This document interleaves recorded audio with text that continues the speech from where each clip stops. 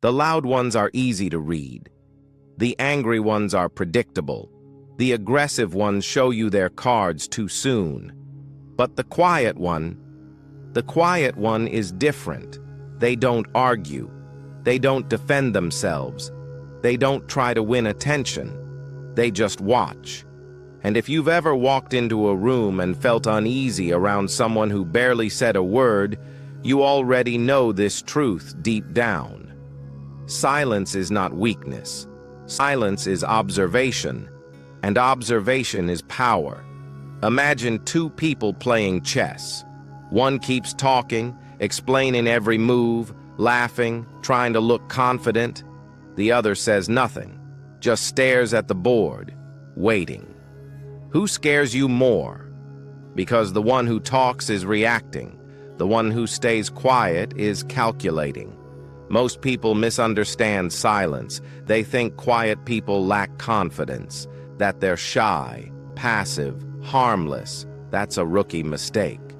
The most dangerous individuals in history weren't the loudest in the room. They were the ones gathering information while everyone else was busy performing. Because when you talk, you leak data. Every sentence reveals something: your fears, your desires, your weaknesses, your insecurities. But when you stay silent, you collect everyone else's data while giving away none of yours. It's the ultimate psychological asymmetry. Think about social situations. There's always that one person oversharing, talking too much, trying too hard. And there's another person just leaning back, listening, nodding, making eye contact. Guess who ends up knowing everyone's secrets by the end of the night? The quiet one. And knowledge is leverage. Dark psychology isn't about manipulating people with magic tricks. It's simpler than that. It's about understanding human behavior better than they understand themselves. And you can't understand anything if you're constantly talking. Silence slows you down. It forces you to notice micro-expressions, tone shifts, body language, hesitations, the tiny cracks people don't even realize they're showing. When someone says, "I'm fine," but their voice tightens for half a second. When someone jokes but their eyes look tense. When someone pretends to agree but crosses their arms. The loud person misses all of this. The quiet one sees everything. Now here's where it gets interesting. Silence doesn't just give you information. It makes other people uncomfortable. Humans hate uncertainty. When they can't read you, their brain starts filling the gaps with assumptions. And most of those assumptions give you more authority than you actually have. Ever notice how the calmest person in a meeting often feels like the leader, even if they barely speak? It's because silence signals control. If you're not reacting emotionally, people assume you're thinking strategically. If you're not chasing validation, people assume you have higher status. If you're not trying to impress anyone, people assume you don't need to. This is why negotiators use silence. This is why interrogators use silence. This is why high-level operators use silence. You ask a question, and then you shut up. Most people panic in the quiet and start talking themselves into mistakes. They reveal more than they planned. They justify. They explain. They confess. All because you simply didn't fill the gap. Silence creates pressure, and under pressure, truth leaks out. Let me paint you a small scenario. Two co-workers want the same promotion. One constantly advertises himself, brags about achievements, talks over others in meetings. The other just delivers results and speaks only when necessary.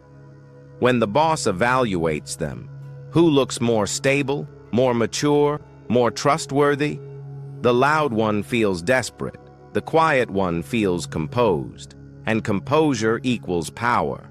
Because desperation repels. calm attracts. Here's the psychological twist most people never realize. Silence also protects your emotional energy. When you react to every insult, every drama, every opinion, you give other people control over your state. But when you stay quiet, you stay unhooked. You observe instead of absorb.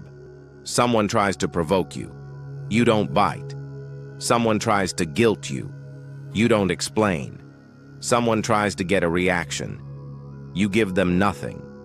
And nothing frustrates manipulators more than a person they can't control. Manipulators survive on reactions. If you don't react, they lose power. That's why the strongest position is often doing less, not more. Fewer words, fewer explanations, fewer emotional leaks. Think about predators in nature. They don't announce themselves. They don't scream before attacking. They move quietly. They watch. They wait. Noise is for prey. Silence is for hunters. And in modern life, it's the same game, just psychological instead of physical. The person who talks the most usually loses negotiations. The person who reveals the most usually gets exploited. The person who reacts the fastest usually makes the worst decisions. But the quiet one? They choose when to move. They choose what to reveal. They choose what others get to know. That control of information is control of the game. This doesn't mean becoming cold or antisocial. It means being intentional. Speak when it adds value. Stay silent when it doesn't. Let other people underestimate you. It's the greatest strategic advantage you can have. Because when people think you're harmless, they stop defending themselves around you. And when they stop defending themselves, they show you everything.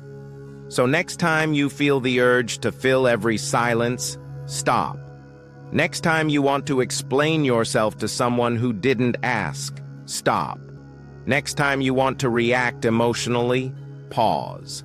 Watch instead. Listen instead. Let the room talk. Let people reveal themselves. The more they talk, the stronger you become. In a world addicted to noise, the quiet one has the edge. Not because they're weak, but because they're thinking. And the one who thinks while everyone else performs always wins in the long run. Stay sharp.